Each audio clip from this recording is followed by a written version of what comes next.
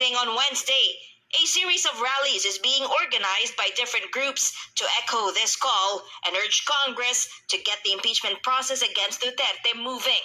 These are scheduled on January 18th, 25th, 27th, and 31st, according to former lawmaker and one of the filers of the second impeachment complaint, Teddy Casino.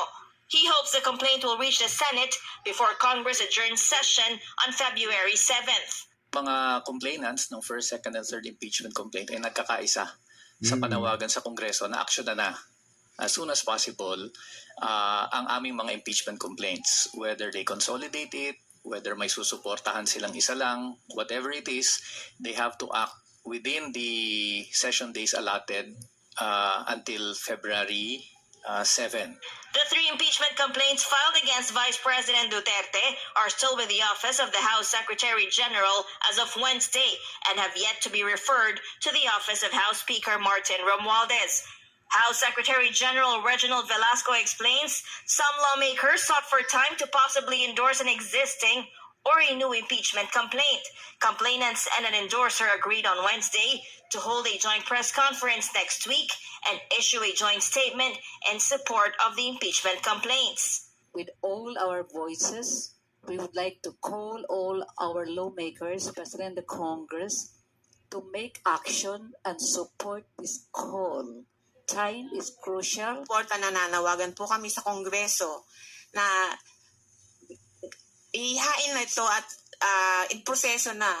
Huwag nang patagalin sapagkat kawawa ang ating bayan kung di natin isusulong itong impeachment na ito.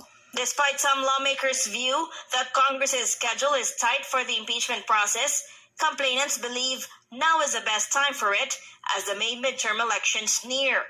Magiging usapin ng impeachment sa elections, and we will have to shift the campaign para ipanalo yung mga senador na pro-impeachment. There will be a key issue na magiging usapin sa eleksyon. At manghihikayat tayo ng mamamayan na iboto ang mga senador na mag-i-impeach kay Sara Duterte. Duterte has been accused of misusing her office's confidential funds, which she denied. President Ferdinand Marcos Jr. previously confirmed that he asked his allies at the House of Representatives not to file an impeachment complaint against the vice president. Iglesia Ni Cristo reportedly expressed support for the president's position.